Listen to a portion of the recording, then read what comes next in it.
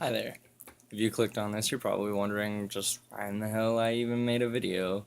Well, I made this so that I could read a few excerpts out of this novel that I had been writing for the last little while. I'm still trying to edit it. It's a little over 200 pages. I'm not going to read the whole thing, so don't worry.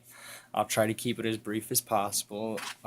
My reading aloud isn't always the best, but I'll do my best and I hope you enjoy. I call it Of Saints and Sinners. It was a spider's tango dancing across John's keyboard as he pounded out a story that he had put off for far too long. His eyes were glazed, lost in another world. A ping startled him from his daze. He cursed whoever called and grabbed for his cell phone. The screen lit up with a prod. One missed call from Victoria appeared. He ran a tired hand over his eyes as the pieces came together. With a flip of his thumb, he opened the keypad and mashed redial, running anxious fingers through his hair that had already had splashes of gray at the ends. It rang once, twice. After the fourth, he thought she might not pick up, when a resounding click startled him. "Hey, Dad, sorry if you were busy," she said. "No, no, hon, what's up? Shouldn't you be at your classes still?" She gave a soft huff at this. "I graduated 2 months ago." John squinted at the tone of her voice. "Just something else I missed, right?" he thought, and said, "Oh, of course, it just slipped my mind." She gave a that made my stomach go hot. "Anyway, you still on for this weekend? Mark's really excited to see you." John looked at the computer screen and pinched the place between his eyebrows. "Listen, Vicky, I'm behind my deadline as it is. I just don't think I have the time." There was a deflated "oh" from her end. "Well, maybe next weekend, yeah?" John thought it over. He still had 256 pages left to turn into Wesley by the end of the month. "Dad?" Victoria said to the silence. Um, Look, I just don't think it's a good idea right now. Let me get through this novel." Then Victoria made a hushing sound. Her voice grew thick with frustration. "How long has it been, Dad?" "Excuse me?" he asked by reflex. "How long? Do you even remember?" "What do you mean?" "Since you've seen Mark, Dad. Jesus!" John thought about it just long enough for her to yell, "Almost 2 years!" at him. "When are you going to try to be part of our lives? Mark adores you. God knows why. You're never around." "He wants to be a writer, Dad. You know that? Just like his grandpa." He didn't, and the knowledge set an icy spear down his throat. "Vicky, I'll try to—" "Damn it, don't call me that. You always call me Vicky when you know that you've upset me." There was a few moments of silence as John stared at the ceiling, feeling more and more defeated. "Victoria, I'm trying the best I can here," he lied. "Just don't, Dad. I can't keep getting Mark's hope up just for you to flake out on us. I'll see if he wants to go stay with his mom and Alan. Stay with his grandma and Alan." Another stinger right between the ribs. John felt a lump of spite rising in his throat as he tried to choke it down. "You don't have to do that."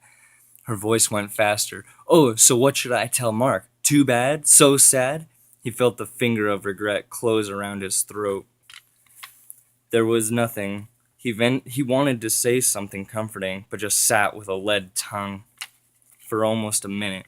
Then Victoria gave a final, "I don't know why I even bothered with you," before hanging up. John sat with the phone pressed against his ear, then threw it across the room, where it shattered on the plaster wall. Angry tears slid down his cheeks. He wiped them away with the heel of his hand. The laptop screen almost glared at him.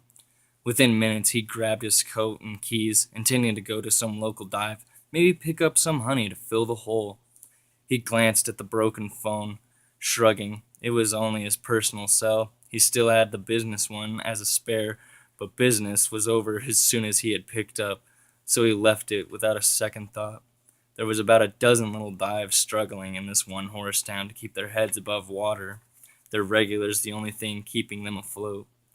John liked to stay here when he was writing, small towns with less distraction. He drove past a few that already had cars posted along the front before pulling into a place called the Cactus Flat. A nice little joint with a cowboy cactus cheering a beer at you painted on the side. The air was dry, as was expected in Arizona, even during the evening. It didn't bother John in the least, though. Truth be told, he hardly noticed. Not tonight. The bar had the bar had a few locals lining it. A pair of kids played darts in the back. No doubt they belonged to one of the patrons. A mean-looking bird of about 35 with squinted eyes and flat breast tended the bar. He found his place at one end alone. The barkeep came over to him. "What you havin'?" she said with more warmth than he had expected. "Just a bottle of mineral will do you fine." "Be right up," she said, leaning behind the bar. Not bad, John thought, eyeing her subtle curves with a playful smile. Not bad at all. She looked up, noticing John's eyes on her. Instead of playing modish, she gave a wink and leaned further over. It was too much. John gave a laugh. Gave a laugh that got strange looks from the barflies. She brought the beer to him, giving him a funny, flirtatious look. "Someone's cheery," she said, leaning over the bar. "Not really, actually. My daughter hates me. My grandson doesn't know me. My wife divorced me for some schmuck working overseas. Oh, and I'm so goddamn far behind my deadline that I'll almost certainly never make it." He said all this with a smile and drew a long drink from the bottle. She held a placid expression, then roses started to bloom across her cheeks as she stifled a giggle. Her hand went to her lips, trying to hide her amusement. "I'm so sorry, I don't mean to laugh. She shrugged. I returned it. "No worries. Honestly, it's just so damn funny." They stared for a few moments, few minutes more, and burst into laughter. Who needs love, John thinks, when you have this? Around 10, and about a pitcher of beer later, he had her name. "Allison," she said, setting up the bar stools for the night. "Allie for short." "Cute name," he said with a hint of sarcasm. She flipped him the bird without looking up, but he could see she was smiling. "Call us a cab?" John asked, reaching into his pocket for the cell phone that laid in pieces on his study floor. "Could, but you can save yourself $1 and come down to the street. I live in the park," she replied. He slinked from his chair, walking with the heavy feet of a man who may have had one too many. And helped Allie with the cleanup for the night. Without warning, she spoke out. "Don't think I don't know who you are." John stared at her blankly, chair in his hands. What? Allie gave a sharp laugh at his expression. "Calm down, I'm not the Men in Black, John. I've read you, you damn fool."